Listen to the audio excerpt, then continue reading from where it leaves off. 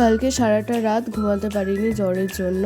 মাকেও ডাকিনি, কারণ মার তো সারাদিন প্রচণ্ড পরিশ্রম হয়, রাত্রিবেলাটুকু একটু ঘুমাতে পারে, তার মধ্যে আর মাকে ডেকে বিরক্ত করতে চাইনি।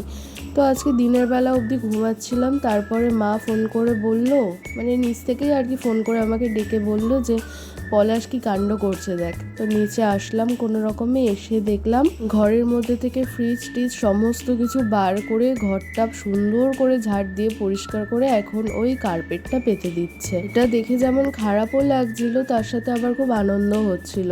ছেলেটা সত্যিই আমাদের নিজেদের বাড়ির ছেলের মতোই হয়ে গেছে। ওকে দিয়ে এত পরিশ্রম করানো হচ্ছে, সেটা খারাপ লাগছে বটে, কিন্তু আমি তো বলিনি, বাট ও নিজে থেকে ইনিশিয়েটিভ নিয়ে যে কাজগুলো করে দিচ্ছে, এর থেকে আনন্দের আর কি হতে পারে। জ্বর এখনও অবধি ছাড়েনি, আর আমি তো ওষুধ খাই না খুব বাড়াবাড়ি না হলে, তো মোটামুটি একটু কাহিল তো হয়েই আছি। এদিকে পলাশ সমস্তটা করছে একাই, এদিকে বাইরে থেকে এই পুচকেটা আবার দেখছে ঘরে কি কাজ চলছে। তাই বিষয়টা হলো, এই রুমটাতেই আমি নাচের ক্লাস করাই, কিন্তু একটু বর্ষা হলে না রুমটার মধ্যে সেই জল জল মতো উঠে যায়, ড্যাম্প বলে যেটাকে আর কি।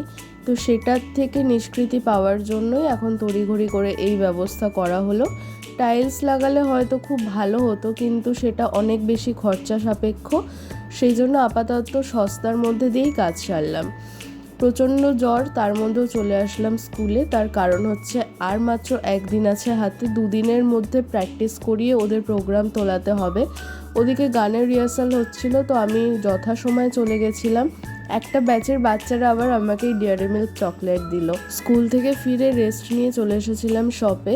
জ্বরটা একটু কমেছে, তবে এখনো অবধি আছে। বাড়িতে রেস্ট নিতে বলছিল মা, তবে আমার মনে হলো শরীরটা তো খারাপই আছে, তার থেকে বাইরে যদি একটু যাই, সবার সাথে কথাবার্তা হবে, মনটা অন্তত ভালো থাকবে, এই ভেবে চলে যাওয়া শপে। আর যেমনটা ভেবেছিলাম তেমনটাই হলো।